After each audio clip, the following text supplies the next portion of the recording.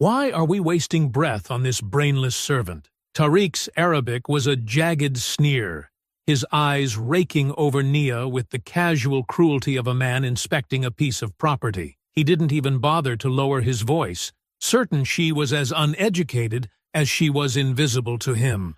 She's a vacant creature, Omar. Nothing but a puppet in a silk dress who belongs in a kitchen, not a gala. Omar nodded, his gaze passing right through Nia as if she were just another piece of the hotel's furniture. The Americans love their little ornaments. Let her stand there and look pretty for the cameras. Then we can ignore the help and find the men who actually own the company. Nia stood perfectly still in her strapless navy satin, her fingers steady against her wine glass, despite the venom being spewed in her face. They stood there grinning, completely oblivious that they were mocking their own executioner in her native tongue. Seconds away from freezing the room with a reply in perfect Arabic and canceling their $900 million deal on the spot. Before we go any further, comment where in the world you are watching from, and make sure to subscribe, because tomorrow's story is one you don't want to miss. The gleaming brass handles of the Fairmont Crescent's presidential ballroom felt cool under Nia Albright's palm as she pushed through the entrance. Camera flashes erupted immediately, temporarily blinding her. She blinked, maintaining her practiced smile as her eyes adjusted to the bright lights and glittering chandeliers. Her midnight blue evening gown whispered against the marble floor as she moved forward. The dress had been carefully chosen. Elegant, but not flashy. Powerful, but not aggressive. Perfect for signing a $900 million deal that would transform water infrastructure across 3 regions. "Graham, over here!" a photographer called out. Graham Vail, chairman of the Aegis board, stepped smoothly in front of Nia, spreading his arms wide in welcome. His silver hair caught the light as he beamed for the cameras. "And of course, our CEO," the photographer added, almost as an afterthought. Nia kept her expression neutral, though her jaw tightened slightly. A server offered champagne. Nia declined with a small shake of her head. She needed absolute clarity tonight. The massive ballroom sparkled with wealth. Crystal glasses, designer gowns, diamond cufflinks. The air smelled of expensive perfume and fresh flowers. "Mrs. Vail, welcome," a donor approached, hand extended toward Nia. "Ms. Albright," Graham corrected smoothly. "Nia is our founder and CEO." The donor's smile flickered. "Oh, I'm so sorry. I just assumed—" "No harm done," Nia said quietly, though the assumption stung. She'd built Aegis from nothing into a global leader in water purification systems, yet here she was, still being mistaken for someone's wife. Across the room, she spotted Omar Haddad and Tariq Nasser watching her. They stood apart from the crowd, expensive suits setting them apart from the standard black tie attire. Omar raised his glass slightly in acknowledgement, but his smile didn't reach his eyes. Tariq didn't bother smiling at all. Graham's hand touched her elbow. "Let's keep things light tonight," he murmured. "No need to dive into technical details or numbers. This is about relationships." Nia turned to face him. "The final contract terms will be handled through proper channels," Graham cut in smoothly. "Tonight is ceremonial. Stay gracious. Stay gracious." The words echoed in her head as she watched Graham walk away, immediately drawn into conversation with a cluster of investors. The same investors who had barely glanced at her. She thought of her father, who had taught her Arabic along with the importance of dignity. He'd grown up watching his own parents fight for basic respect. Now, here she was, decades later, still fighting that same battle in a designer dress. A young employee approached, clipboard in hand. "Ms. Albright, where would you like the signing ceremony photographs taken?" Before Nia could answer, Graham called out from across the room, "We'll set up by the main stage. I've already discussed it with the event team." The employee hurried away. Nia watched as Graham huddled with Omar and Tariq near the bar, their heads bent together in discussion. No one had thought to include her in planning the signing ceremony for her own company's landmark deal. She remembered the day she'd founded Aegis, working from a tiny office in her old neighborhood. She'd seen too many families sick from contaminated water, too many communities destroyed by failed infrastructure. She'd built this company to protect people, not to serve as window dressing for wealthy men's schemes. Movement caught her eye. Omar and Tariq were drifting toward the champagne terrace, crystal glasses in hand. Their expressions, as they glanced her way, held something that made her skin prickle. Not hatred, or even dislike, but something almost worse. Amusement, as if she were a child playing at business. She watched Graham join them briefly, then leave with a satisfied nod. Whatever they'd discussed, they hadn't wanted her to hear it. The champagne terrace doors stood open to the warm evening air. Omar and Tariq stood framed in the doorway, backlit by garden lights. Their conversation dropped to low murmurs as others passed, but Naya could see Tariq's smirk, could read the dismissal in Omar's posture. She thought of every board meeting where her expertise had been questioned, every conference where she'd been mistaken for support staff, every donor who'd asked to speak to her boss, assuming the black woman couldn't possibly be in charge. Her father's voice echoed in her memory. "Your dignity is not negotiable."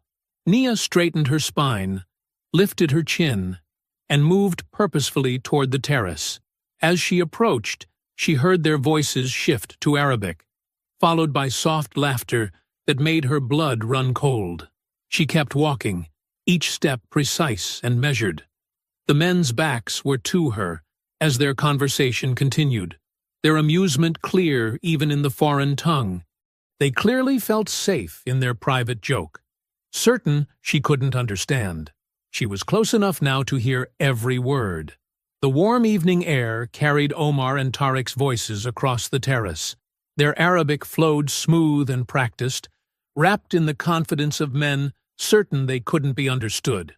"She does photograph beautifully," Omar said in Arabic, swirling his champagne.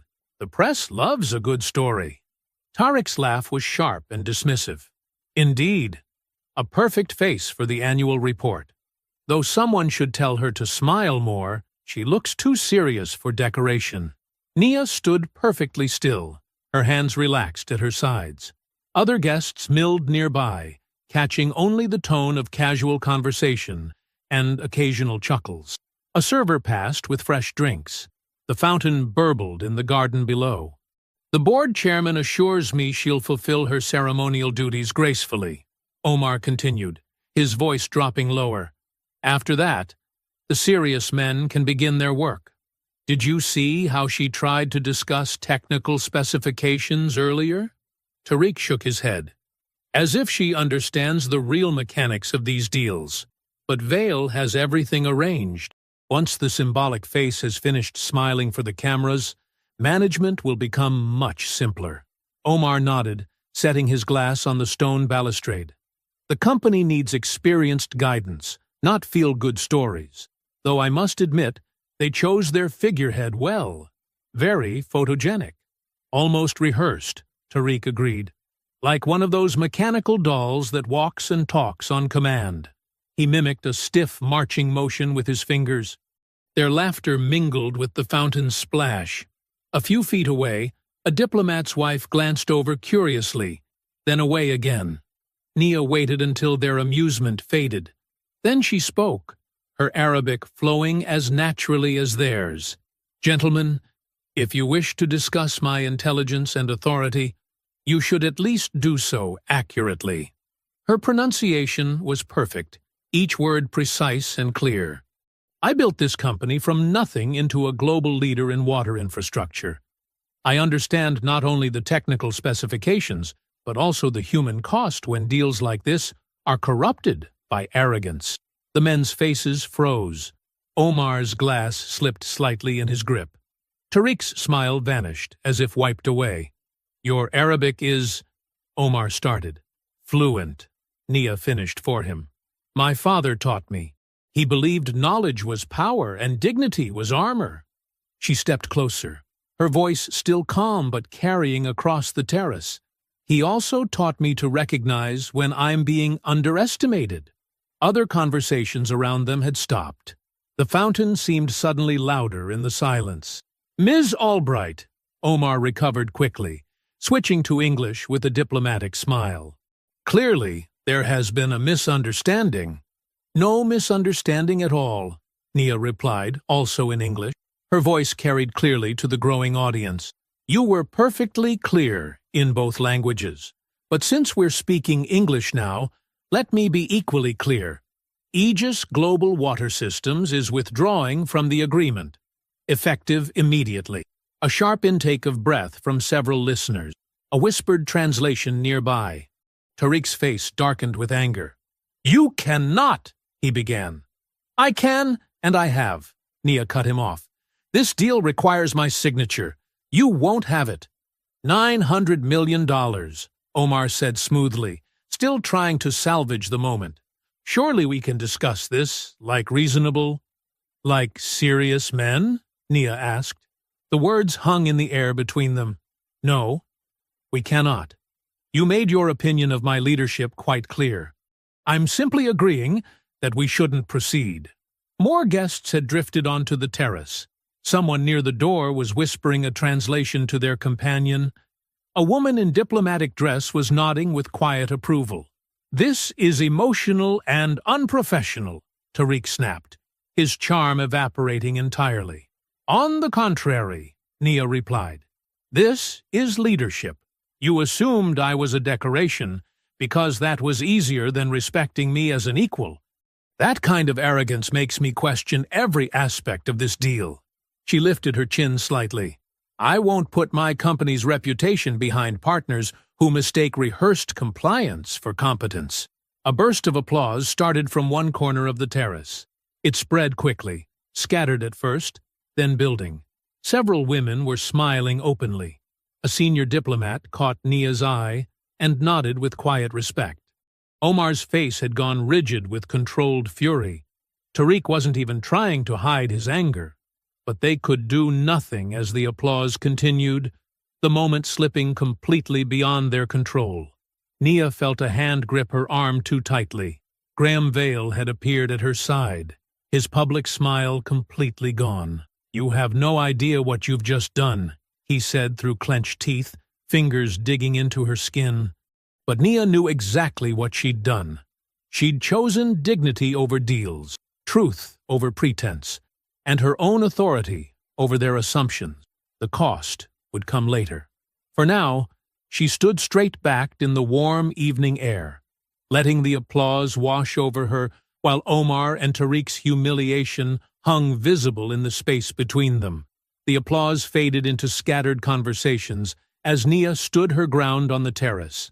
A senior diplomat's wife approached, touching her arm gently. "That was magnificent," she said in a low voice. "My husband has dealt with those two for years. No one ever calls out their behavior." Other guests drifted closer, offering quiet support. A female executive from Singapore squeezed her hand. "We need more leaders like you," she whispered. An African ambassador nodded respectfully as he passed. Omar and Tariq had retreated to a shadowed corner near the fountain, their heads bent together in rapid discussion. Their faces were carefully controlled, but tension radiated from their rigid postures. Several of their usual circle of influence had suddenly found reasons to be elsewhere. Ms. Albright, a woman in her 30s, touched Nia's shoulder. "I'm starting my own company next year. Watching you stand up to them." She shook her head, eyes bright. "Thank you." For a moment, the victory felt pure and complete. Nia had exposed their contempt, defended her dignity, and inspired others. The warm evening air carried the scent of jasmine. Camera flashes caught the crystal glasses and elegant gowns. It seemed almost worth whatever came next. Then Graham's fingers dug into her elbow again. "Upstairs. Now." His voice was barely a whisper, but it carried decades of corporate authority. "Suite 742. This can't wait." Nia extracted herself gracefully from the well-wishers and followed Graham to the elevator. His back was rigid as they rode up in silence. The plush carpet muffled their footsteps down the hallway. Inside the suite, Graham's polished manner vanished. He rounded on her, face flushed. "Do you have any concept of what you've done?" He ran a hand through his silver hair. "Any idea of the financial consequences? I prevented my company from entering a deal with partners who showed clear contempt for its leadership," Nia said evenly. $900 million! Graham's voice rose. "Do you know what the cancellation clause looks like? The stock implications? The lender covenants that could trigger review?" Nia's calm cracked slightly. Cancellation clause? The final terms weren't even signed yet. The preliminary framework committed us to specific timing milestones. Missing them triggers penalties. Graham paced the suite's sitting room. "The board was counting on closing this tonight. The press releases were already drafted. Without my final approval?" Nia's voice went dangerously quiet. "You were so certain I would sign that you pre-committed my company?" "Your company?" Graham laughed harshly. "The board has responsibilities beyond your personal feelings about being disrespected at a party. This isn't about feelings." Nia's words could have cut glass. "This is about authority and trust. Those men clearly believed they had already secured this deal through channels that bypassed me. Why were they so confident?" A knock interrupted them. Layla Grant entered, her face grave. She'd been Nia's friend since college and chief legal officer for over a decade. "I've been reviewing what we have of the final package," Layla said without preamble. "But significant sections are missing. Technical appendices, regional subcontracts, pricing escalators." She looked at Graham. "My team never received the complete documentation. The additional materials were still being finalized," Graham said smoothly. "Standard practice for complex international deals." "No," Layla's voice was flat. "Not standard at all. Not for our company." She turned to Nia. "They withheld critical details from legal review while pushing for your signature tonight. This wasn't just about the insult at the gala. That happened because they thought they had already outmaneuvered you." Nia felt cold anger settling in her chest. How many board members knew about the hidden terms? Graham's hesitation was answer enough. "The majority anticipated your cooperation with the public aspects tonight," he said carefully. "The technical details could have been worked out after the announcement." "After I was publicly committed," Nia corrected. "After backing out would have seemed emotional and unprofessional." The pieces clicked into horrible clarity. That's why they felt free to mock me in Arabic. They believed they had already won. "The deal structure was sound," Graham insisted. "The board was satisfied with the underlying." "The board deliberately concealed information from my legal team while planning to pressure me into a public commitment." Nia's voice could have frozen flame. "You weren't just disrespecting me. You were actively undermining my authority as CEO. We were protecting the company's interests," Graham snapped. "Your job was to smile and sign. Instead, you've potentially triggered a financial crisis because two men bruised your ego." Layla stepped forward, eyes blazing, but Nia held up a hand.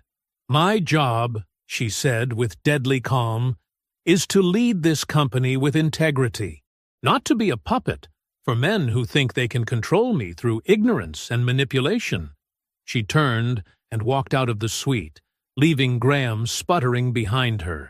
The elevator ride back down gave her time to compose herself, to settle her features into practiced serenity.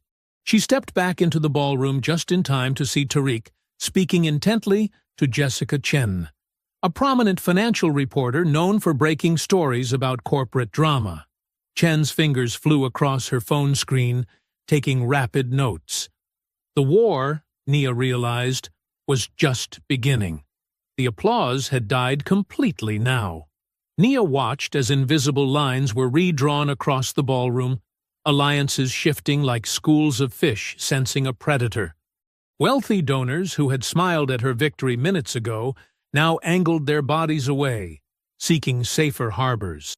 A board member she'd known for years suddenly became fascinated with his phone. Omar and Tariq had positioned themselves near the bar, their faces professionally pleasant as they spoke with a cluster of international investors, but their eyes kept tracking her, calculating. The room had become a chessboard, and pieces were already moving. A gentle touch at her elbow made her turn. Layla stood there, her expression carefully neutral. "We need to talk," Layla said quietly. "Somewhere private." They slipped through a discreet service door into a back corridor. The sudden absence of music and chatter was jarring. Steel prep tables and stacked chairs lined the walls. Their heels clicked against the industrial flooring. "I've been reviewing what documentation we actually received," Layla said, pulling out her tablet. "The irregularities are concerning. There's a maze of subcontracting arrangements buried in the appendices. Shell companies inside shell companies." "Show me," Nia said. Layla swiped through several dense pages of financial structures. "See these price escalator clauses? They're triggered by market conditions that aren't clearly defined. The rates could triple with minimal oversight." She pointed to another section. "And these side letters, they're routed through 3 different offshore entities. I've never seen anything this convoluted in a straightforward infrastructure deal." "If I had signed tonight," Nia began, "we would have been legally committed to a framework that could be weaponized against vulnerable communities," Layla finished. "The ethics compliance nightmare alone would have been devastating." Nia's phone buzzed. A text from Daniel Reed, the corporate compliance consultant they'd brought in last month to audit some concerning procurement patterns. "Need to speak with you before I leave. Urgent. Lower lobby lounge in 10? "Go," Layla said. "I'll keep digging through these documents. We need to understand exactly what we avoided tonight." The lower lobby lounge was dimmer, quieter. Old money-leather chairs and dark wood panels absorbed sound. Daniel Reed sat in a corner, his laptop open. He stood when he saw Nia approach. "Thank you for coming down," he said. His usual skeptical expression was replaced by something grimmer. "I've been tracking some disturbing patterns in how this deal was structured." He turned his screen to show her a complex web of shell companies, holding firms and financial vehicles. "See these ownership chains? They all lead back to private equity groups specializing in resource privatization. They target essential services, water, power, transportation, then jack up rates once they control the infrastructure. In vulnerable regions," Nia said, the pieces clicking together. Daniel nodded. "Places with limited oversight or ability to fight back. The technical specifications in this deal would have given them control over water access for millions of people." He looked at her directly.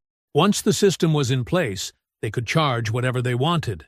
Families would have to pay or go without clean water." Nia felt sick. "That's why they needed me to sign tonight. Before anyone could trace all the connections." "Exactly. The public announcement would have locked it in before the predatory elements became clear." Daniel closed his laptop. "Someone went to a lot of trouble to obscure the real purpose of this deal. The question is, who knew the full truth?" "The board chairman knew enough to hide key documents from my legal team," Nia said. "And Omar and Tariq were completely confident I would sign tonight. They thought they had me cornered." "Through multiple vectors," Daniel agreed. "The public pressure, the pre-committed announcements, the missing documentation. It was all coordinated. They created a machine designed to force your compliance." Nia straightened her spine.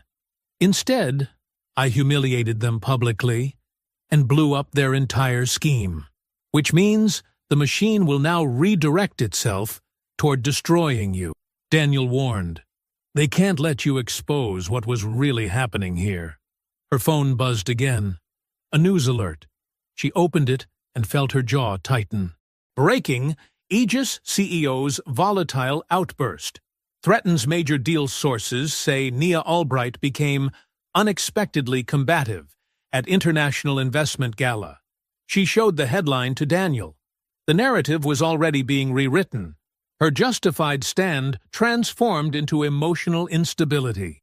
The machine was indeed shifting gears. "They're moving fast," Daniel said quietly. "They'll try to discredit you before you can reveal the truth about the deal structure." Nia's fingers clenched around her phone as another alert lit up the screen. The story was spreading, mutating. Her exposure of their contempt was being erased, replaced by whispers of instability and unprofessionalism. The victory of minutes ago felt hollow now. The night air hit Nia's face as she pushed through the hotel's revolving door. The Washington Monument stood like a distant sentinel against the black sky, its usual majesty feeling more like a cold reproach. Her phone buzzed again, the 7th time in 3 minutes. "Don't answer any of them," Layla warned, striding beside her in clicking heels. "Not until we understand exactly what we're dealing with." Daniel Reed followed, his laptop bag clutched tight. Their footsteps echoed across the empty valet station where Nia's driver waited with the car door open. The street was eerily quiet for such an expensive part of town, as if the city itself was holding its breath. Her phone lit up again. Graham Vale's name flashed on the screen with a text. "Maintain absolute silence. Board must stabilize narrative first. Do not speak to anyone." "He's trying to control you through process," Layla said, reading over her shoulder. "Standard tactic. Claim everything has to go through proper channels while they shape the story." They slid into the back of the town car, Daniel taking the forward-facing seat. The leather interior felt like a sanctuary after the exposed feeling of the ballroom. As soon as the door closed, Nia's phone exploded with more notifications. Reuters, Bloomberg, Wall Street Journal, she read off. 3 board members, 2 major shareholders, and, fantastic, the lending consortium's risk compliance team. "They're moving faster than I expected," Daniel said, opening his laptop. The screen's glow illuminated his frown. They must have had response protocols ready. "Because they knew this might happen," Layla finished. They prepared for resistance. Nia scrolled through the mounting messages. "We need a plan. Not panic, not reaction. A real strategy." "Agreed." Layla pulled out her tablet. "I can start tracking those missing attachments and side letters. Someone had to route them somewhere. Nothing truly disappears in corporate document systems. I'll map the subcontracting structure," Daniel added, fingers already moving across his keyboard. "Follow the money. Identify who profits if this deal goes through without scrutiny. There's always a paper trail." The car glided through empty streets. Nia watched the Capitol's monuments slip past like ghost ships. The Washington elite loved their symbols of power, their marble reminders of authority. But real power moved through darker channels, through hidden contract clauses and buried ownership chains. "Take me home," she told the driver. "I need to think." The lights were still on when they pulled up to her house. Imani's car sat in the driveway, which was unusual for this hour. Nia's daughter typically worked late shifts at the community health clinic. They found Imani in the kitchen, her medical scrubs replaced by worn sweats, her laptop open on the counter. News headlines scrolled across the screen. "Mom," Imani said, standing. "I saw the first clips. They're already twisting it." Nia set her clutch down heavily. "How bad?" "They cut everything before you canceled the deal. No context, no Arabic exchange, nothing about what they said to provoke you. Just you looking angry and powerful men looking shocked." Imani's voice was tight with controlled fury. "The comments are already getting ugly. Professional criticism is morphing into personal attacks." "Standard playbook," Layla said grimly. "Deny the insult occurred. Paint the response as irrational. Make it about emotion instead of ethics." Nia moved past them all, walking through the familiar halls until she reached her father's old study. The room remained exactly as he'd left it. Walls lined with language books and civil rights essays, his ancient desk still holding scattered translation notes. She sank into his chair, breathing in the lingering scent of leather and paper. He taught me Arabic in this room, she said quietly, when the others joined her. Said I needed to understand how people speak when they think they're safe from being understood. That's when you learn who they really are. Imani perched on the desk edge. What are you going to do? Fight, Nia said simply. Not retreat, not apologize, not let them bury what really happened. Fight until the truth is so clear they can't hide it anymore. It'll get worse before it gets better, Daniel warned from the doorway. They'll try to isolate you, pressure you, force you to back down. Then we work faster than them. Layla had already claimed the room's reading chair, her tablet casting blue light across her determined expression. I can start requesting document histories now. Most systems maintain automated logs even when files are deleted. I'll help Daniel trace the shell companies, Imani offered. I've seen how corporate structures are used to hide healthcare pricing schemes. The patterns are similar.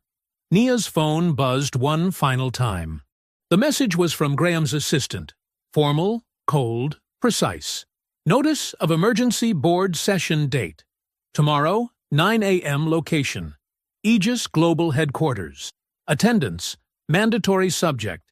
Review of material contract breach. The first rays of dawn were just starting to lighten the eastern sky. Nia looked at her father's books, at her daughter's fierce expression, at her oldest friend's steady presence, at the unexpected ally taking notes in her doorway. The trap had been set long before tonight, but traps could be dismantled if you understood their mechanism. Let's get to work, she said. We have until sunrise to find what they don't want us to see. The glass doors of Aegis headquarters parted silently as Nia strode through them at 8:45 a.m. Her heels clicked against the polished marble floor, each step precise and measured despite her exhaustion. She'd had exactly 2 hours of sleep, fueled now by determination and black coffee. The vast lobby, usually a source of pride with its cascading water feature and living wall of tropical plants, felt like a stage set for her humiliation. Every flat screen mounted on the walls played the same footage. Nia at the gala, her face stern as she canceled the deal. No context, no Arabic exchange, just her looking, as Imani had predicted, like an angry black woman lashing out at powerful men. Employees scattered near the security desk pretended to study their phones, but she felt their sideways glances. A junior analyst actually stumbled backward to avoid her path. The security guard, Marcus, gave her a subtle nod of support as she passed through the turnstile. "Morning, Ms. Albright," he said quietly. "Don't let them shake you." The executive elevator opened directly into the top floor's mahogany-lined corridor. Through glass walls, she could already see Graham Vale holding court in the main conference room. 8 board members sat around the massive table, with 2 more joining via video screen. Their heads turned as one when she entered. "Ah, Nia," Graham said, his voice oily with false concern. "Thank you for joining us. We were just reviewing the preliminary market impact assessment." She took her seat at the table's head, Layla sliding in beside her with an armful of documents. The room smelled of expensive cologne and anxiety. "Before we begin," Graham continued, "I want to emphasize that this emergency session is about protecting shareholder value, nothing personal. The events of last night have already triggered significant—" "Cut to it, Graham," Nia interrupted. "How bad is the manufactured crisis?" His smile tightened. "Pre-market trading has our stock down 12%. 3 institutional investors have requested urgent clarity about leadership stability. The lending consortium's risk team is reviewing our credit facilities. All because I refused to sign a deal that wasn't properly vetted?" Nia kept her voice level. "A deal whose final documents were deliberately withheld from legal review?" "That's a serious accusation," said Malcolm Peters, one of the board's oldest members. He wouldn't meet her eyes. "It's a fact," Layla cut in, spreading papers across the table. "My team never received critical attachments about pricing structures, Operational control or subcontractor arrangements, standard review protocols were bypassed. Incomplete paperwork happens in complex international deals, Graham dismissed. But the larger point remains.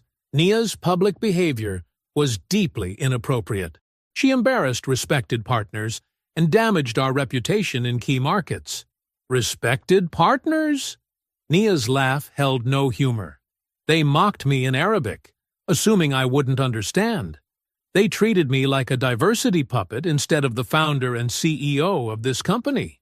Perhaps there was a misunderstanding, another board member began.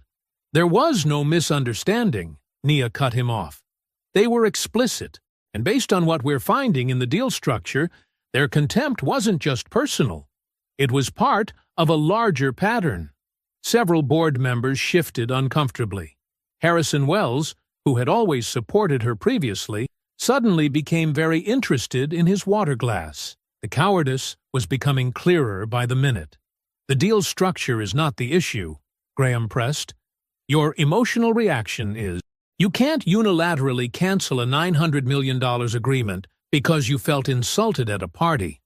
I canceled it because it was wrong, Nia fired back. Because this company exists to protect communities, not exploit them. Because something about this deal has smelled rotten from the start. And now I know why. Baseless conspiracy theories won't help, Graham started.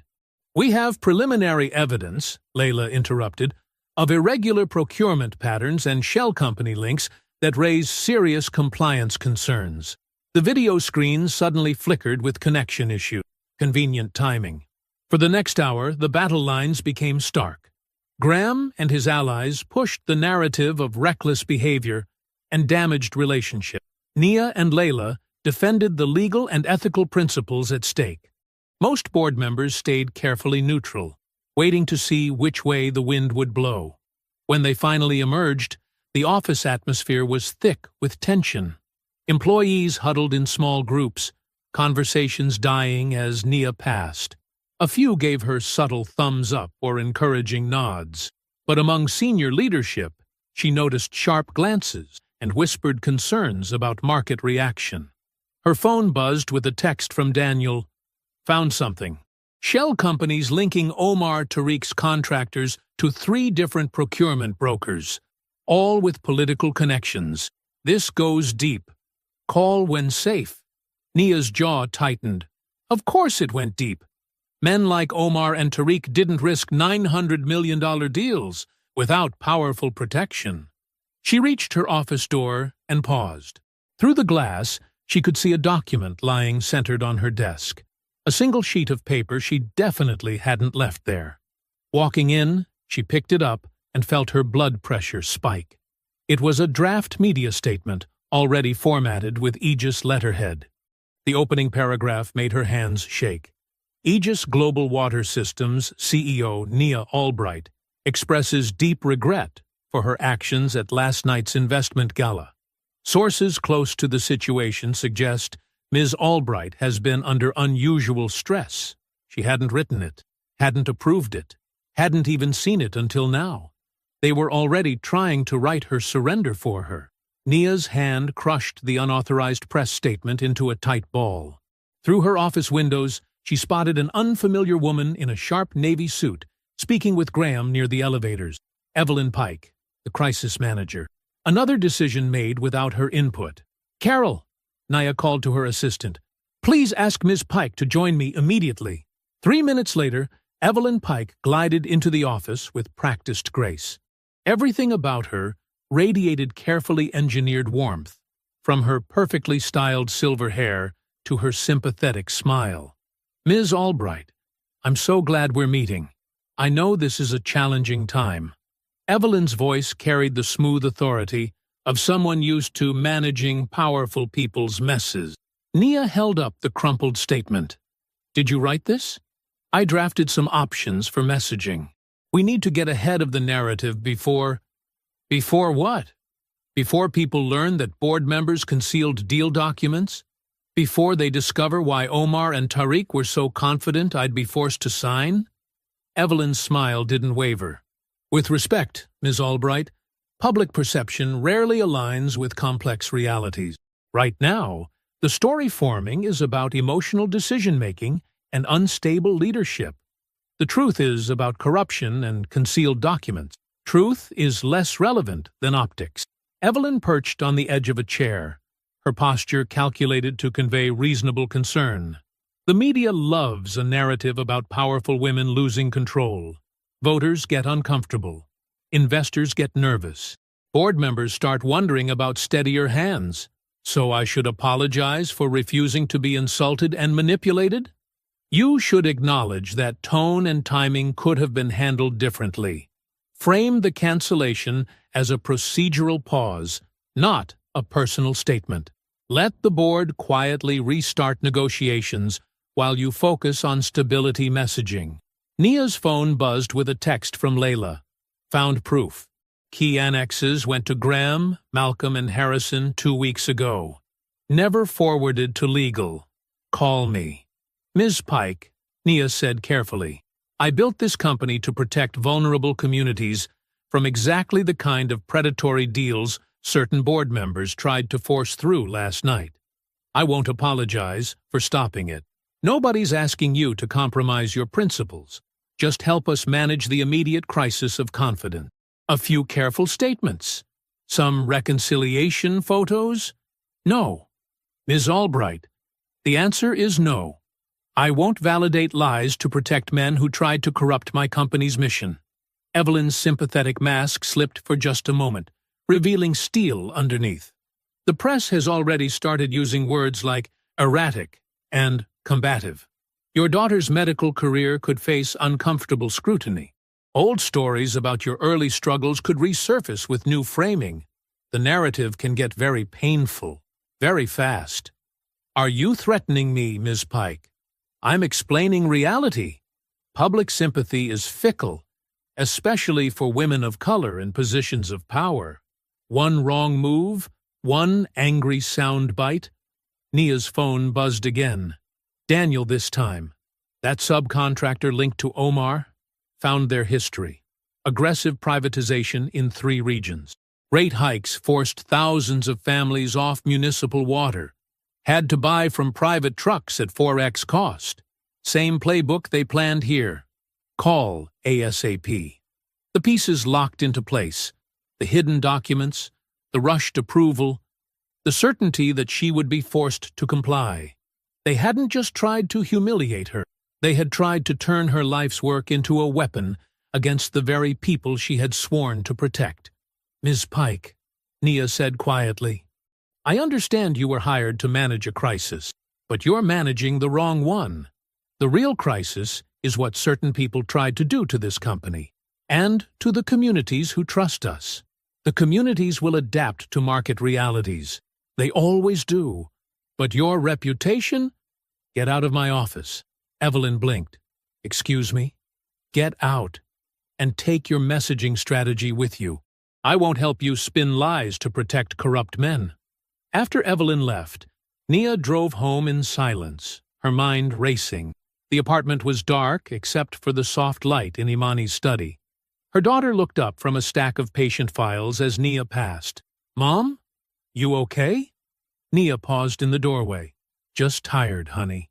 I saw the news coverage. It's getting ugly out there. It'll get uglier before it's done. Imani set down her papers. You know what scares me? If they force you out. If they take control of Aegis. All those families who depend on affordable water access. All those communities who trust the company because they trust you. What happens to them? The question hit Nia like a physical blow. She thought of the neighborhoods she grew up in, where contaminated water had sickened children, the regions where Aegis projects had helped stabilize prices and protect public access, the people who would suffer if Omar and Tariq's privatization scheme succeeded. They won't take Aegis, Nia said softly. I won't let them. In her home office, surrounded by her father's old books, Nia opened her laptop and began typing private notes.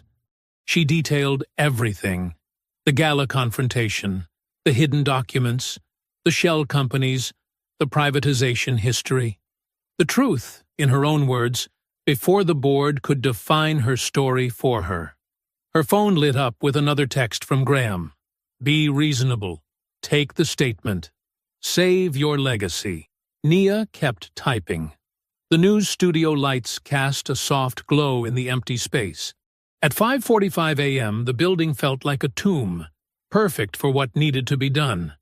Nia sat across from Catherine Martinez, a veteran journalist known for exposing corporate misconduct. No cameras rolled yet. They were alone, except for a single audio technician adjusting their microphones. "Are you sure about this?" Catherine asked quietly. "Once we start, there's no taking it back." Nia touched the folder in her lap, containing notes Layla had meticulously reviewed. "I'm sure. The board will retaliate. They're already retaliating. At least now it will be in the open." The red recording light blinked on. Catherine's professional demeanor slid into place. "Thank you for joining us this morning, Ms. Albright. Let's address the events that have dominated business headlines since Tuesday night. You publicly canceled a $900 million infrastructure deal during what was supposed to be a celebration. Why? Because I discovered the deal had been structured to harm the very communities Aegis was built to protect." Nia's voice remained steady, controlled. Critical documents were withheld from proper legal review. Hidden clauses would have allowed predatory pricing in vulnerable regions. The mockery in Arabic simply exposed what certain parties already believed, that I could be sidelined while they implemented these measures. You understood their remarks? Yes, but their words matter far less than their actions. They assumed I would sign documents I hadn't fully seen, approve structures designed to exploit communities that trust us, and surrender control of Aegis's mission to serve their private interests. Catherine leaned forward. "Some sources suggest you reacted emotionally to perceived disrespect. Those sources hope to distract from the real issue. This isn't about wounded pride. It's about hidden documents, concealed conflicts of interest, and contract structures designed to price working families out of water access." Nia opened her folder. "Would you like to discuss the specific clauses they tried to slip past legal review?" For the next 30 minutes, Nia methodically outlined what Daniel had uncovered: the shell companies, the privatization history, the pattern of price manipulation. She never raised her voice, never showed anger, simply laid out facts with devastating precision.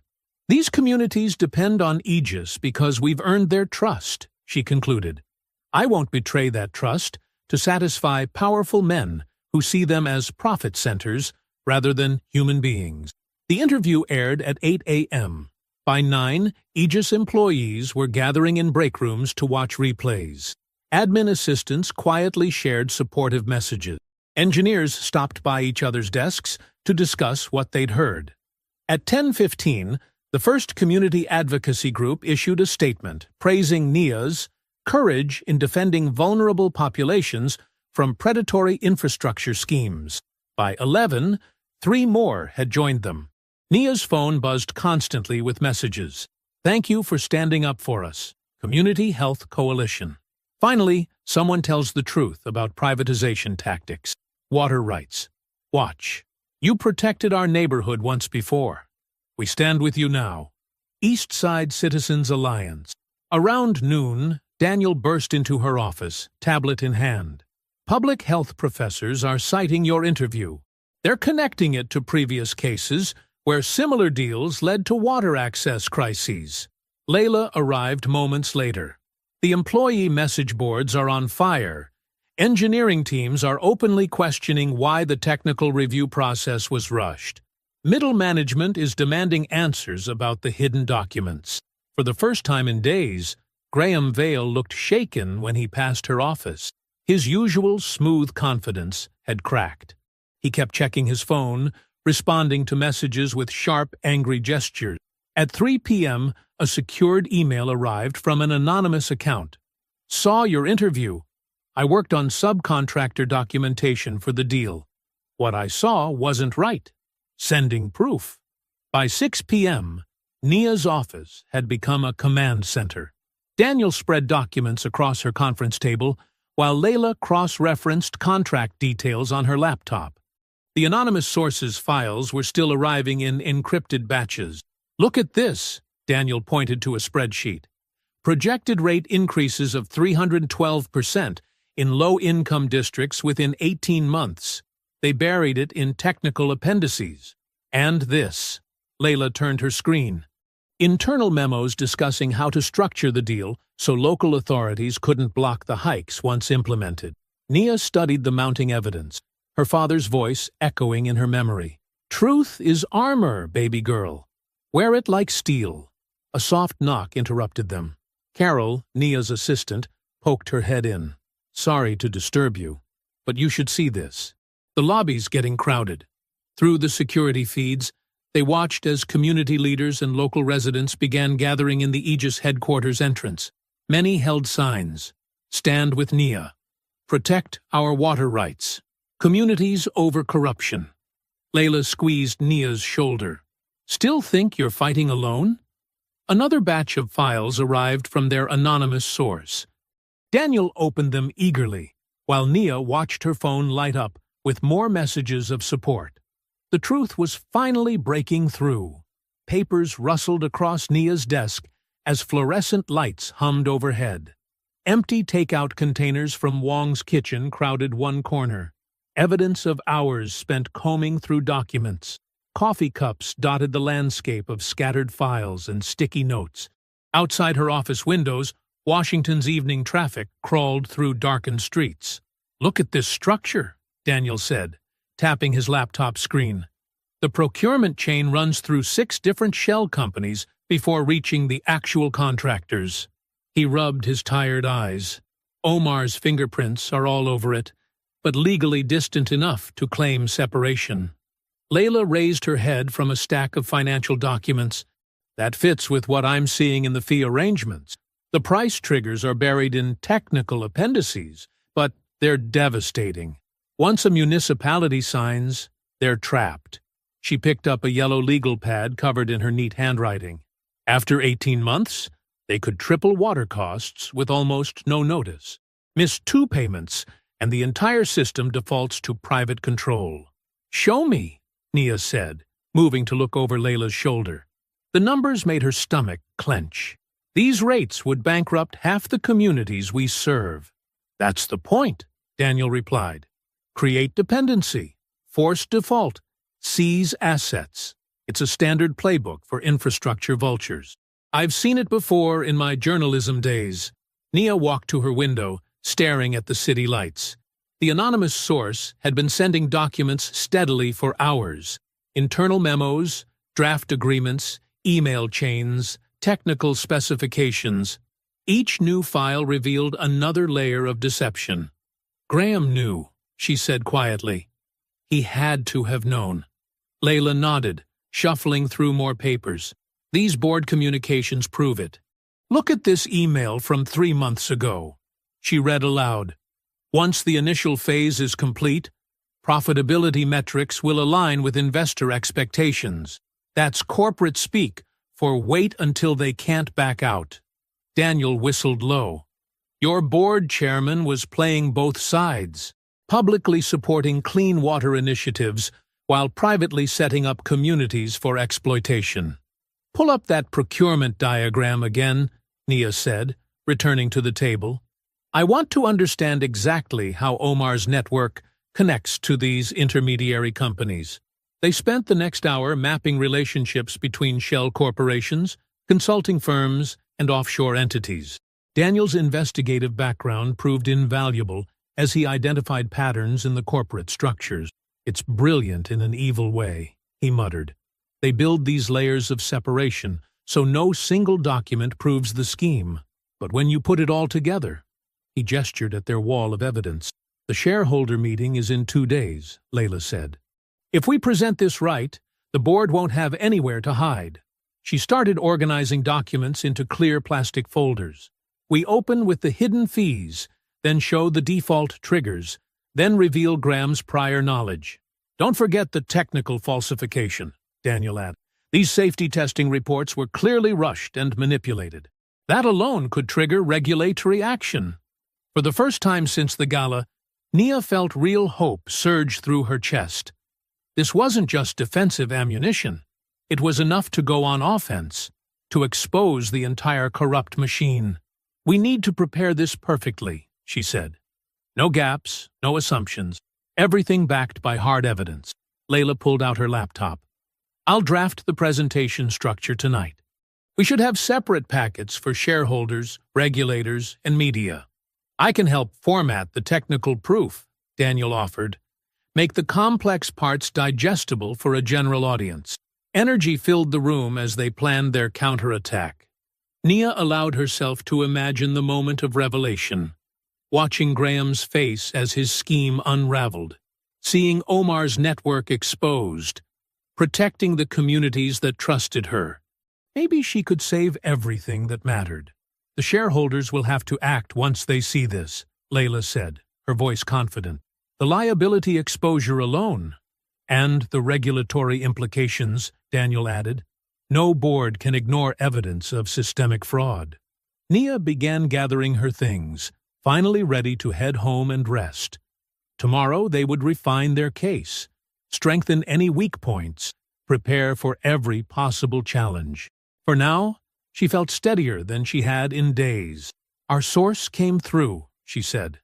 "I was starting to believe we'd never find the proof we needed." "Speaking of which," Daniel said, checking his phone, "let me send a quick thank you. See if they have any last files to share before we call it a night." His fingers moved across the screen. Layla started packing up her files. "We should get some sleep. Tomorrow we'll be busy." "Wait," Daniel frowned at his phone. "That's strange. The message isn't going through." He tried again. "Their account is showing as deactivated." "Try calling," Nia suggested. Daniel shook his head. "Number's dead. Complete disconnect." He looked up, concern creasing his face. "Our source has gone dark." The morning light felt harsh and accusing as Nia's phone exploded with alerts. Bloomberg, Reuters, Financial Times, every major outlet splashed variations of the same devastating headline. Aegis CEO knew of contract issues months before gala incident. Her hands trembled as she scrolled through the coverage. Somehow, internal emails had leaked showing her discussing contract terms with Omar's team last quarter. The timestamps and content suggested she had approved preliminary structures she now claimed were hidden from her. It was a perfect poison pill, targeting her integrity just when she needed it most. "These are fake," she whispered, staring at quoted passages that felt wrong. "I never wrote these." Her driver navigated morning traffic, while she frantically called Layla. No answer. Daniel's phone went straight to voicemail. By the time they reached Aegis headquarters, the lobby screens were cycling through financial analysts debating her credibility crisis. Security guards shifted uncomfortably as she crossed the lobby. Their earpieces crackled with constant chatter. In the elevator, two junior executives studied their shoes, avoiding eye contact. The air felt thick with betrayal. She found Graham already holding court in the main boardroom. Board members sat grim-faced around the table while he stood at the head, radiating false concern. "Ah, Nia," he said smoothly. "I'm afraid recent developments require immediate action." "Those emails are fabricated," she said, her voice steady despite the rage building in her chest. "I can prove it, if you give me time." "The board has seen enough evidence of irregular conduct," Graham continued, as if she hadn't spoken.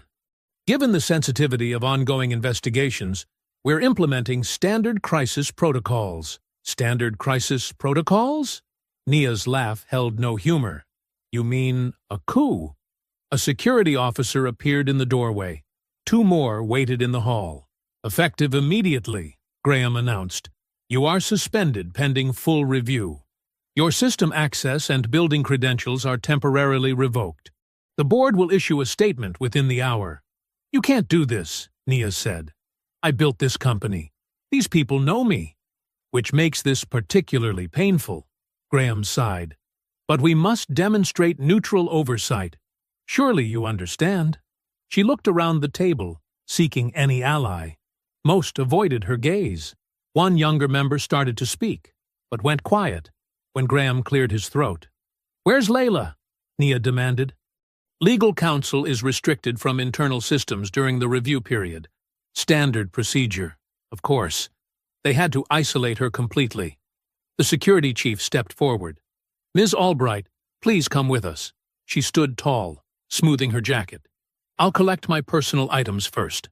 "Already packed," Graham said, gesturing to a cardboard box by the door. Again, standard procedure. The humiliation was carefully choreographed. They marched her through the open office floor where employees pretended to work while watching sideways, past the break room where she had celebrated countless project launches, past the wall of photos showing her breaking ground on water treatment facilities around the world. Her phone buzzed constantly. News alerts showed Aegis stock dropping sharply. Institutional investors were expressing concern. Lenders were reviewing exposure. The carefully built Tower of Trust was crumbling. In the lobby, a cluster of reporters had already gathered. Camera flashes sparked through the glass. Graham's media team would be feeding them the approved narrative. Responsible board acts swiftly. Troubled CEO steps aside. Investigation ongoing. The security team guided her to a side exit. Her regular driver had been replaced with an unfamiliar face. The cardboard box felt pathetically light. 20 years of work reduced to a few framed photos and desk trinkets. As they pulled away, she checked her phone again. Daniel had texted, "Sources gone silent. Someone's spooked them bad." Layla finally called, but could only say she was locked out of all systems and documents. They had played it perfectly. The leaked emails poisoned her credibility just before she could present the real evidence. Now that evidence was sealed behind corporate firewalls, while a false narrative hardened into accepted fact. The car wound through morning traffic. On CNBC, commentators were already treating both sides as equally suspect. Questions surround both the deal structure and the CEO's handling of concerns. Nia's throat tightened. This wasn't just about losing power or money. They were trying to rewrite her entire story, transform her from whistleblower to conspirator, paint her as just another corrupt executive instead of the woman who had dedicated her life to bringing clean water to forgotten communities. She thought of her father's favorite quote, "They can take your job, but not your integrity." But they were trying to take both, using her own company as the weapon. "Where to, ma'am?" the driver asked. Nia looked at the sad box in her lap, at the building disappearing behind them. She couldn't face going home yet, couldn't bear to see the worry in Imani's eyes. "Take me to Parkview Heights," she said. The old neighborhood. She needed to remember why she started this fight in the first place. Needed to see the community where contaminated water had once sickened families, where she had first promised herself that someone had to protect people who couldn't protect themselves. As the car turned east, her phone buzzed with Graham's press statement announcing her suspension. The fall was complete. Nia walked slowly down Preston Street, past the red brick row houses where she'd grown up. The neighborhood had aged, but signs of Aegis's work were everywhere. Fresh blue paint marked the hydrants her company had rehabilitated. New pipes gleamed through excavation sites. Above ground, water towers bore the distinctive Aegis logo, not as corporate branding, but as proof that someone still cared about forgotten places. An elderly woman watering her small garden recognized Nia and waved. "Those new filters you put in last year changed everything. My grandkids can drink straight from the tap now." Nia's throat tightened. This was what Aegis meant. Not stock prices or boardroom politics, but grandmothers' gardens and children's health. She continued walking, noting each infrastructure project like waypoints in her company's real mission. The community clinic occupied a converted Victorian house at the end of the block. Inside, the waiting room buzzed with activity.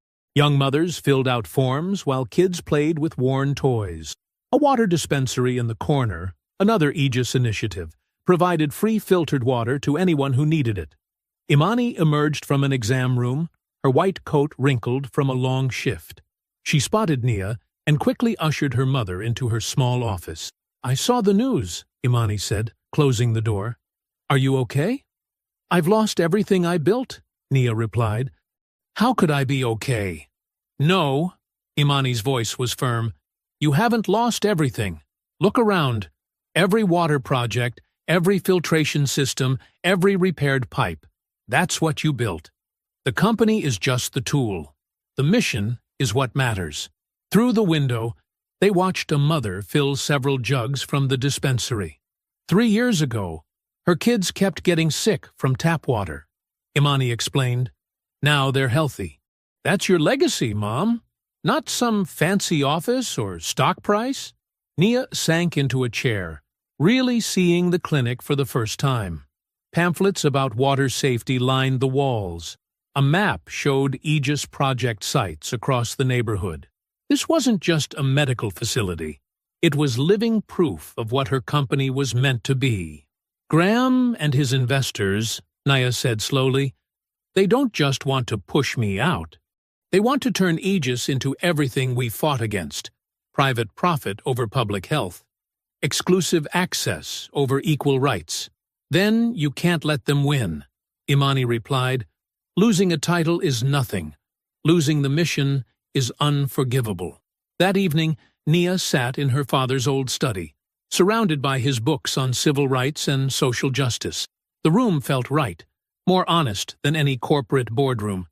Layla and Daniel had joined her, spreading documents across the worn desk where her father had once graded papers and planned protests. "We've been playing their game," Nia said, "trying to work through proper channels, protect the company's reputation. That stops now." Layla nodded. "They used those channels against us. The email leak was perfectly timed. Speaking of which," Daniel added, "those emails feel off. The language, the timing, something's not right." They reviewed everything from the beginning: the gala confrontation, the hidden contract terms, the board's sudden unity, the convenient leak. Patterns emerged that corporate politics had obscured. "Look at the shell companies," Daniel said, spreading out his research. "They don't just hide ownership. They create distance between the real players and the communities they target." "Classic privatization playbook," Layla agreed. "First make water access unstable, then offer private solutions at premium prices. The poor pay most or go without." Nia stood, pacing the small room. Family photos watched from the walls, her father teaching, her younger self protesting unsafe water conditions. "I founded Aegis to fight exactly this kind of predation. We're not just facing corrupt executives. We're facing the whole machine that turns public necessities into private commodities." "So, what's our new strategy?" Layla asked. "No more internal appeals. No more careful statements. We gather evidence strong enough to expose everything at once. The deal structure, the board collusion, the real plan for those communities. Make it so public, so undeniable, that they can't spin their way out." Imani arrived with coffee and fresh eyes. While the others planned, she began sorting through archived correspondence, looking for patterns they might have missed. "Mom," she said suddenly, "these leaked emails quote you discussing reverse osmosis retrofitting parameters, but you never use that phrase. You always say filtration system upgrades. I've heard you correct people about it." Nia froze. "You're right. That's engineering jargon from the new technical team, the one Graham brought in after he started meeting privately with Omar and Tariq," Layla finished. They all stared at the emails, seeing them with new clarity. The mistake was small but telling, like someone writing in Nia's voice without knowing her actual vocabulary. "Wait," Nia said, leaning over Imani's shoulder to study the email. "Show me that phrase again." "Right here," Imani pointed. "Asset harmony alignment in the context of regional infrastructure planning. But that's not how you talk about community projects." Daniel pulled out his laptop. "I've been archiving board communications. Let me search for that exact phrase." His fingers flew across the keyboard. "Here. It appears 3 times in a preliminary investor deck dated 2 days after the gala. All in presentations created by the interim leadership team." Layla grabbed her phone. "I know someone who can help. A digital forensics specialist named Maya Rodriguez. She's independent, discreet, and owes me a favor from a whistleblower case last year." "Can we trust her?" Nia asked. "Completely. She hates corporate fraud more than I do, if that's possible."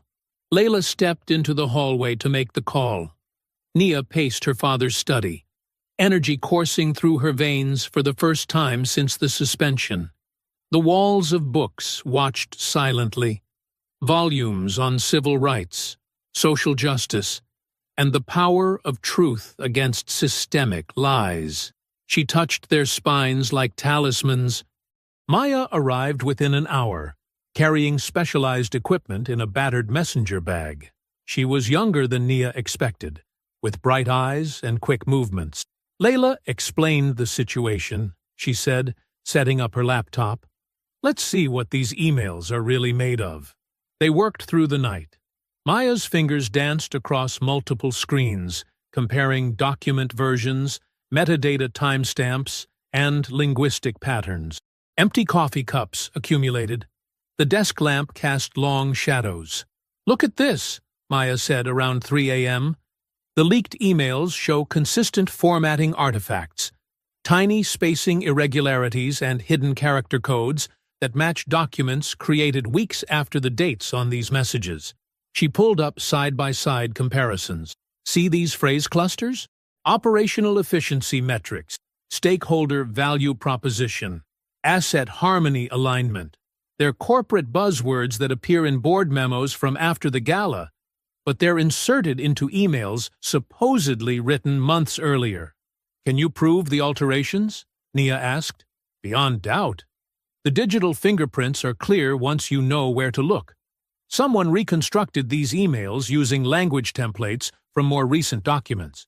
Not very sophisticated if you have the right tools to analyze them." Daniel had been making calls to his own network despite the hour. "I've got something too," he said. "Remember that photographer who was documenting donor arrivals at the gala? Her full event log shows Graham meeting privately with Omar and Tariq for 40 minutes before the public reception began." "That fits the timeline," Layla said.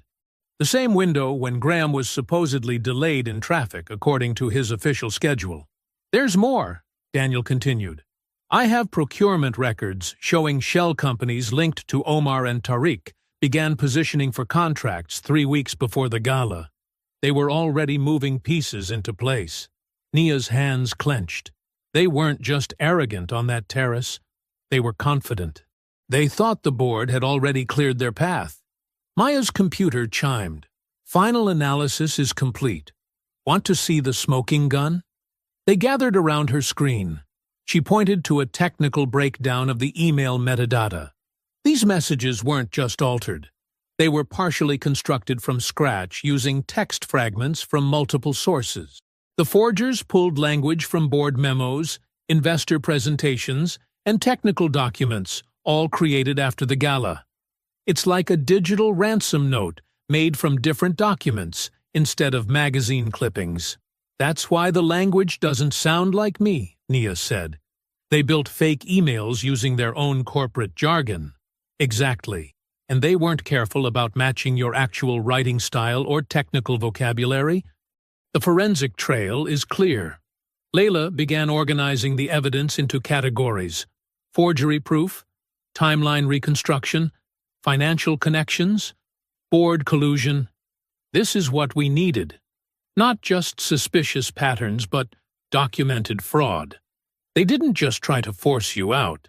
They actively fabricated evidence to destroy your credibility. Dawn was breaking outside the study windows when Nia's phone buzzed. It was an automated notice about the upcoming shareholder meeting. She read it aloud. "As a suspended executive under investigation, attendance is permitted, but speaking privileges are restricted unless formally contested through appropriate channels.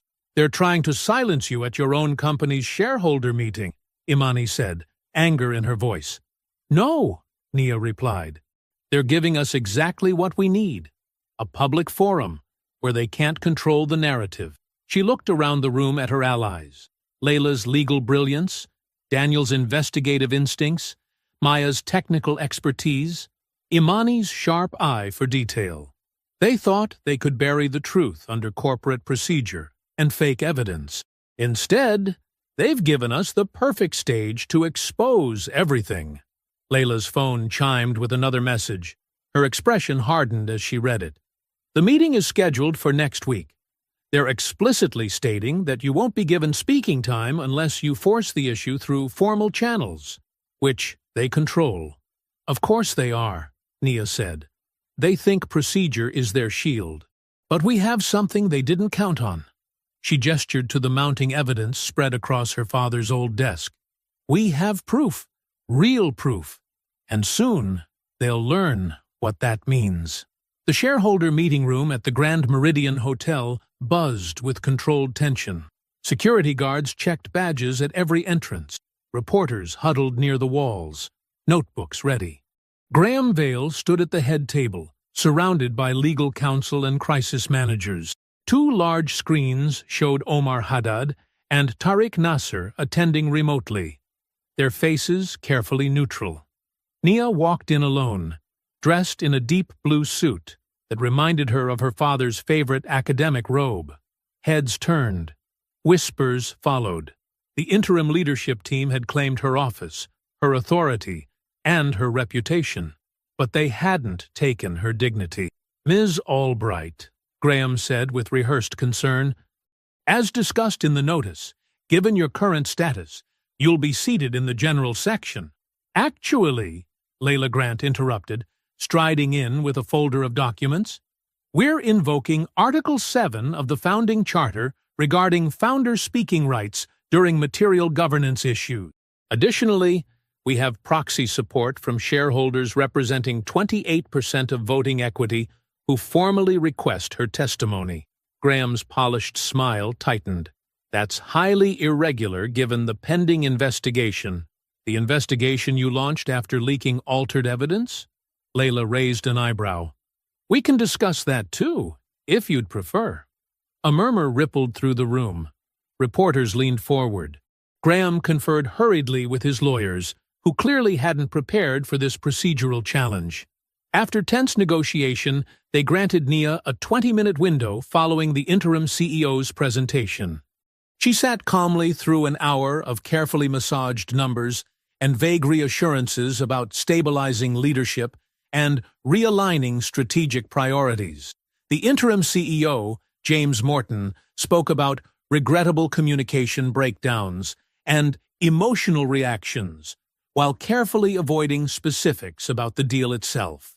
When Nia finally rose to speak, Graham looked almost smug. He expected desperate self-defense, the kind of emotional display that would validate their narrative about her instability. Instead, she walked to the podium with the steady presence of someone who had found solid ground.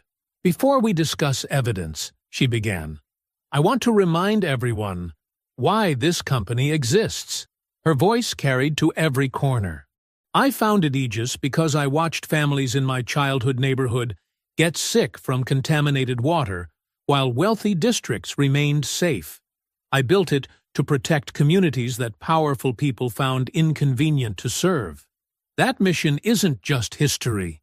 It's happening right now in this room. She gestured to the screens where Omar and Tariq watched. The deal these men proposed wasn't about expanding clean water access. It was about exploiting it. And when I refused to let that happen, they didn't just mock me at a gala. They tried to bury the truth under layers of corporate manipulation. Nia opened her laptop, and documents appeared on the main display screen. Let's start with the hidden annexes that were never sent to our legal department. Notice the signature dates. These were circulated to select board members weeks before I was told the final terms were ready. She advanced through highlighted sections. Here are the price escalator clauses buried in subsection 14C. They would have allowed rates to triple in low-income districts within 18 months. And here are the shell company structures designed to obscure who really controls local water rights after privatization. The room had gone completely silent. Even the reporters had stopped typing, transfixed by the methodical unveiling of fraud. Graham's face had lost its color. Now, let's examine the board communications that were concealed from standard review. New documents filled the screen. Note the timing of these messages coordinating strategy before the gala. And here's something particularly interesting. Early drafts of press statements about my removal, prepared days before I actually refused the deal. Omar tried to interrupt, his voice sharp through the speakers. This is a selective interpretation. I'm not finished, Nia said flatly. Because after I exposed your contempt at the gala, you didn't just retaliate. You committed fraud. She nodded to Layla, who distributed packets to key shareholders. These are forensic analyses of the emails used to discredit me. They weren't just altered. They were partially fabricated using language from documents created weeks after the dates they claimed to be from. Graham started to stand, but Nia's voice cut through his attempt to speak. The technical evidence is conclusive. Would you like our digital forensics expert to walk through it line by line? She's here and quite eager to demonstrate exactly how your team constructed false evidence. The shareholders were now openly confronting board members, demanding explanations. The reporters had recovered from their shock and were furiously taking notes. Tariq's video feed had mysteriously gone dark. But perhaps, Nia said, the most revealing evidence is the simplest. She turned to face the room directly. I have authenticated material from the gala itself. Would you like to hear what these men really said when they thought no one could understand them? The room fell silent as the final exhibit began. On the main screen, a precise timeline appeared showing the gala events with authenticated translations, witness statements, and internal communications that followed. First came the verified Arabic exchange from the terrace, translated by 3 independent linguistic experts. The words hit harder in the stark corporate setting than they had in the ballroom. Omar and Tariq's dismissive laughter about the symbolic face and their certainty that serious men would handle real decisions exposed not just prejudice, but premeditation. This is outrageous, Omar interrupted from his video feed. The translation lacks cultural context.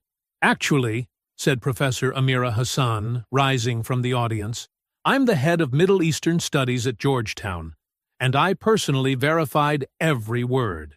Would you like to challenge my understanding of cultural context? Tariq tried next. You're twisting casual remarks. Here are your messages from later that night. Nia continued calmly, advancing the slides. At 11:42 p.m., you wrote to Graham, she was meant to sign tonight. Handle your CEO problem or the deal dies. At 11:57, Graham responded, already coordinating with PR. By morning, she'll be painted as unstable. Graham lurched to his feet. These are privileged communications, obtained through legal discovery, Layla cut in.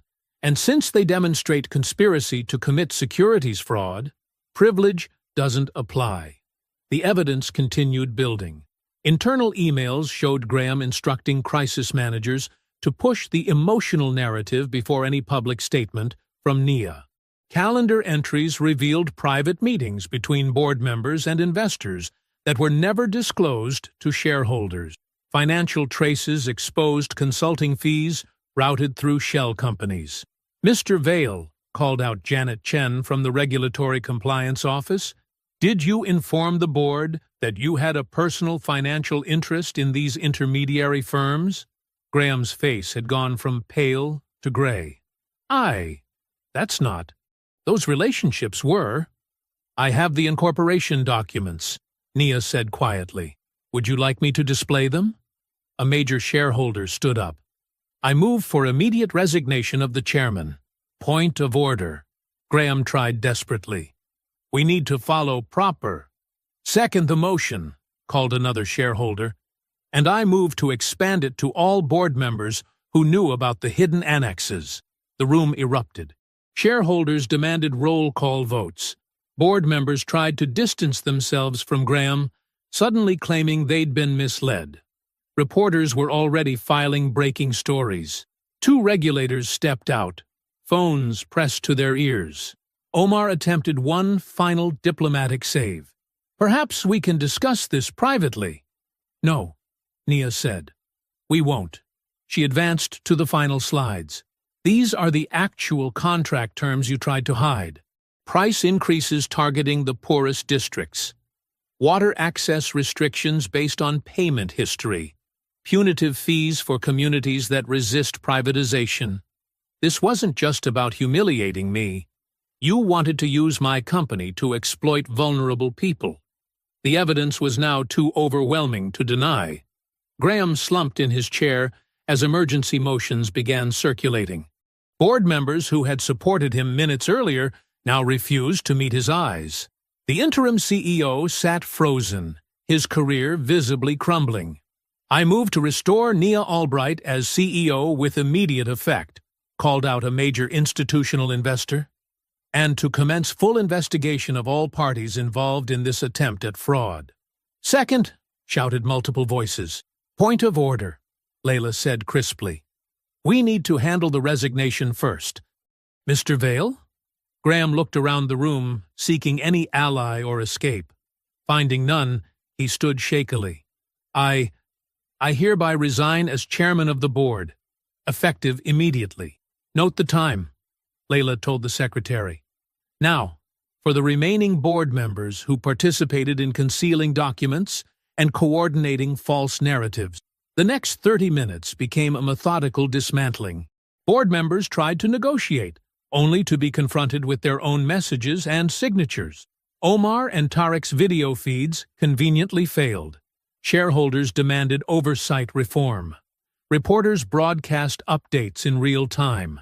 Through it all, Nia remained composed. She didn't gloat or raise her voice. She simply presented fact after fact, document after document, until the entire corrupt structure collapsed under its own exposed weight.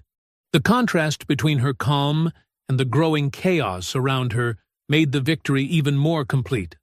When Graham finally walked out, escorted by security, he looked decades older. The board members who had supported him were frantically consulting attorneys. The interim executives huddled in corners, updating their resumes. Everyone else watched Nia, remembering that she had built this company from nothing, protected its mission at enormous personal cost, and now reclaimed it not through emotion, but through irrefutable truth.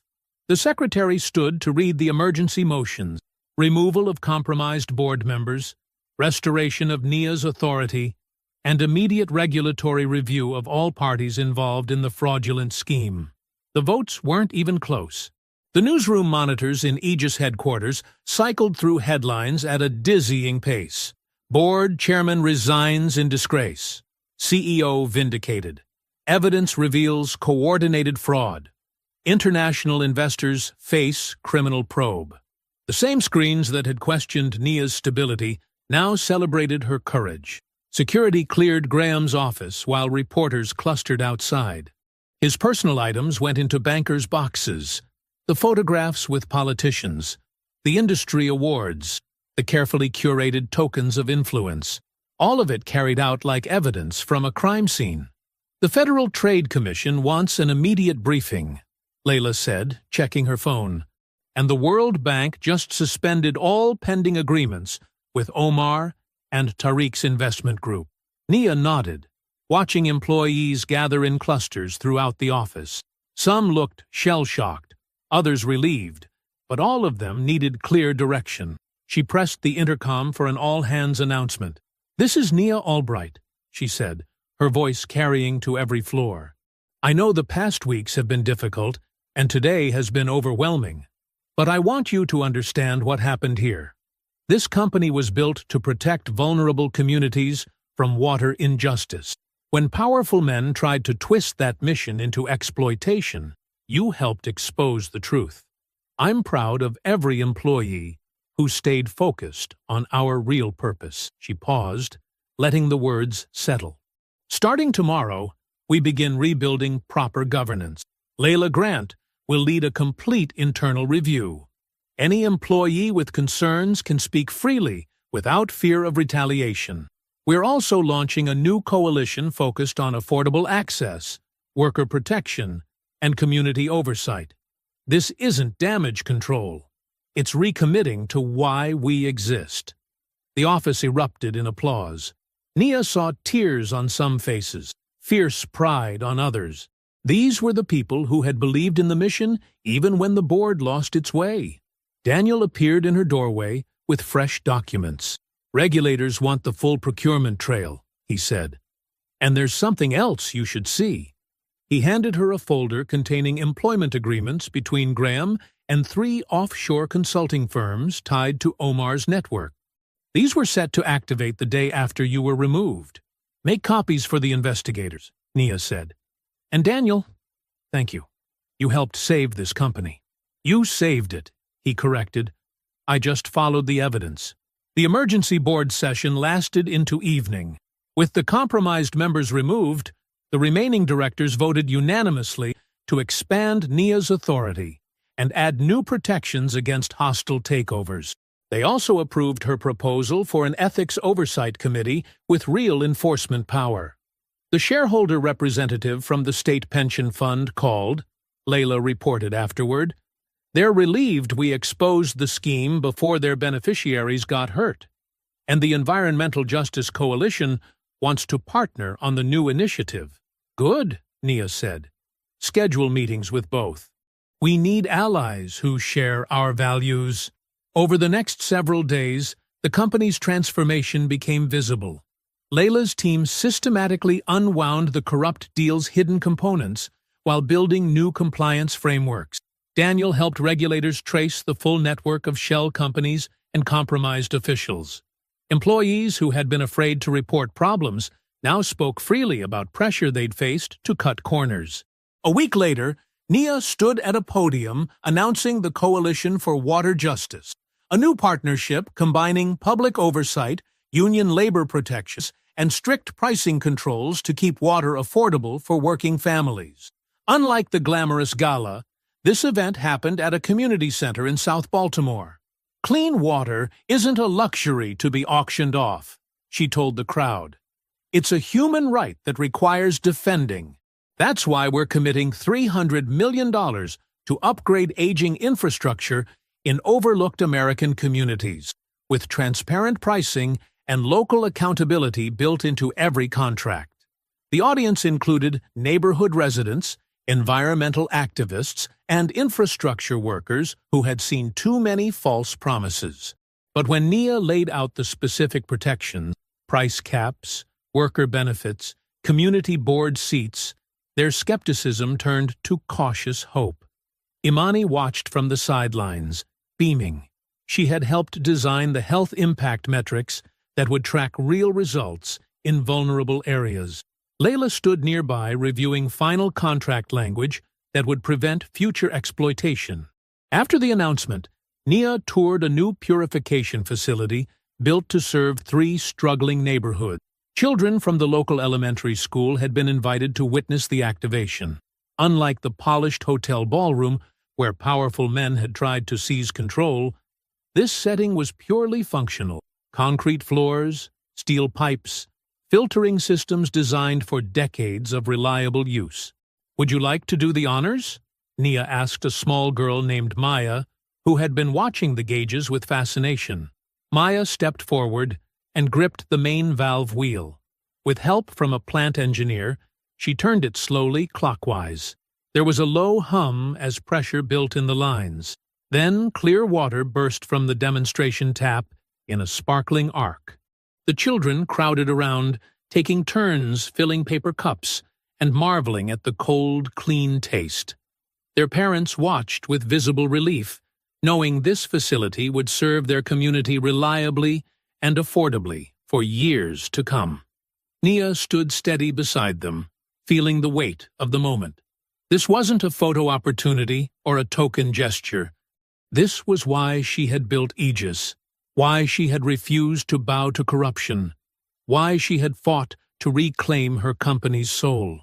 The men who tried to twist her mission into profit had lost everything: their reputations, their influence, their carefully constructed masks of respectability. But here, in this room, children were drinking clean water because she had stayed true to her purpose. I hope you enjoyed that story. Please like the video and subscribe so that you do not miss out on the next one. In the meantime, I have handpicked 2 stories for you that I think you will enjoy. Have a great day.